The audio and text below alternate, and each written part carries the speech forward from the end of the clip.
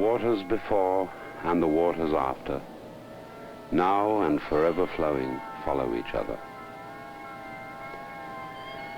That's a verse from an old Chinese poem expressing what they call the Tao, the way, course, or flow of nature seen as spontaneous and liquid movement. The philosopher Lao Tzu, writing some 2,400 years ago, put it this way: the great Tao flows everywhere, both to the right and to the left. It loves and nourishes all things, but does not lord it over them. And when good things are achieved, it makes no claim to them.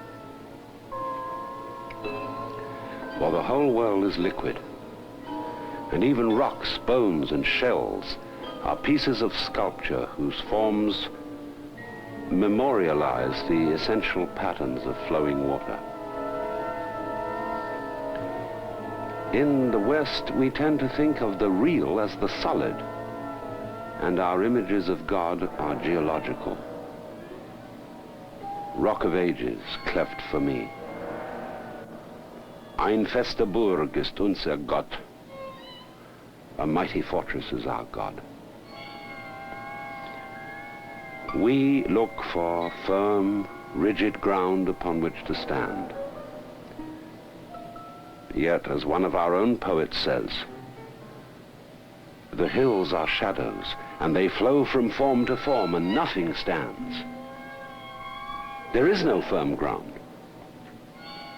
We live on a ball, floating and falling in space. The very liveliness of life and death, for the two are inseparable, is change. And this movement, this energy, cannot be captured or pinned down. Water taken from a stream in a bucket no longer streams.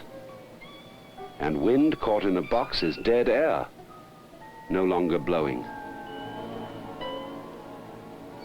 Therefore, we must get away from the idea that religion, that God is something to hold on to, upon which to take a stand. In a liquid universe, the art of life is like swimming, and one does not swim by clutching the water or trying to stand upon it. To swim, the body must relax into the water and float by the rhythm of breathing air out and in. Abandon then the ambition to define and fix everything, to shut the world up in boxes and pigeonholes labeled with words, and to hold on to yourself as a form of life which absolutely must and ought to survive. Go with the water. Go with the flow of things. You, yourself, are like a whirlpool, a temporarily constant pattern or dance in streaming liquid. In the hypnotic illusions created by speech, we say that there is such a thing as a flame on the top of a candle. But a flame is actually a stream of hot gas. And ourselves and our bodies are just the same kind of thing. Thing? I should rather say event, action, or process. And the real fundamental you is not so much the whirlpool as the whole river, which is simultaneously source, stream, estuary, ocean, clouds, and rain. Flow, go with it, then. And do not resist time, change, and death.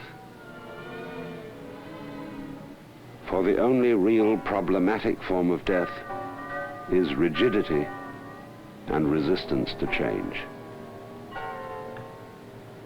To quote Lao Tzu again, man at his birth is supple and tender, but in death he is rigid and hard.